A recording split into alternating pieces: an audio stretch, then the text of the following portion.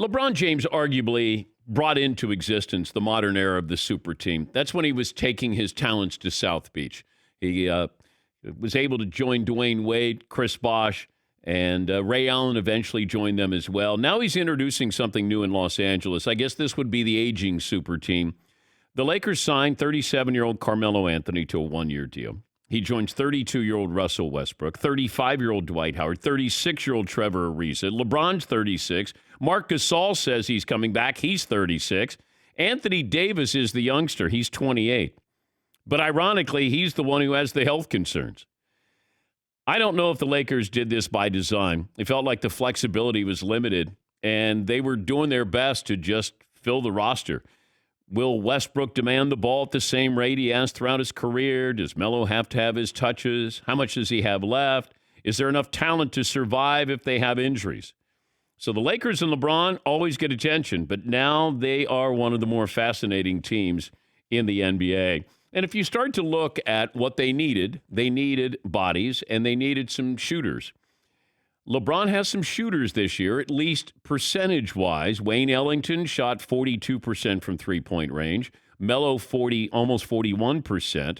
Kent Bazemore, almost 41%. And Malik Monk at 40%.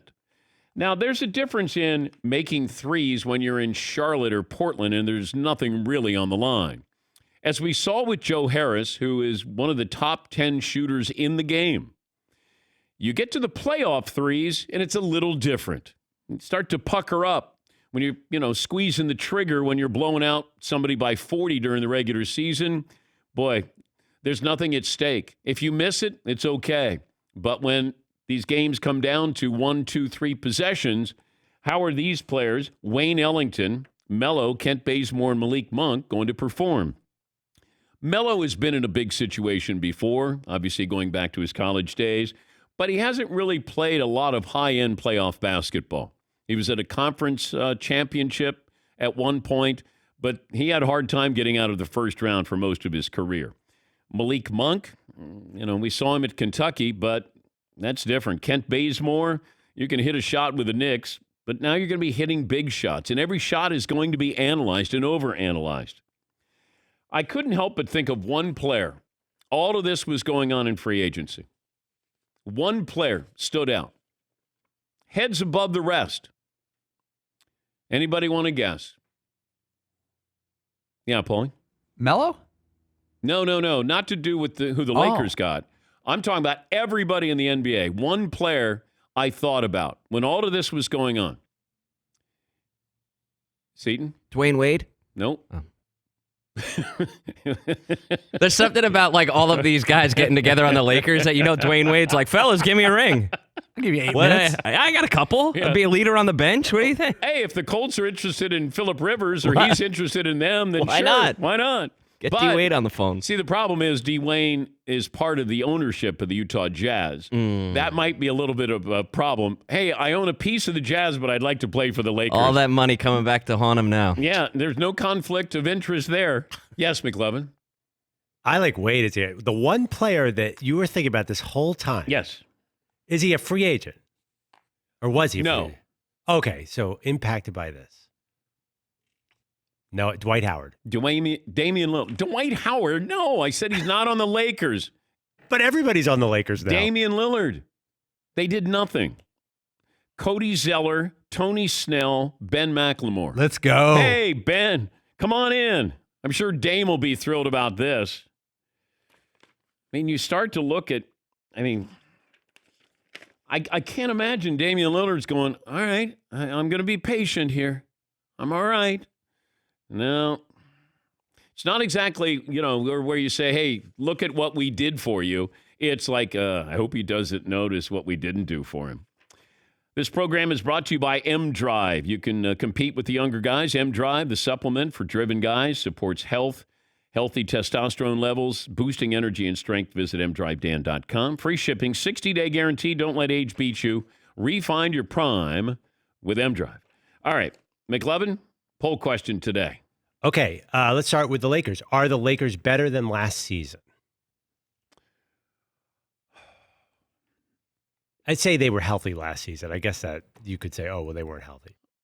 I guess deeper, but I don't know if they're better right now.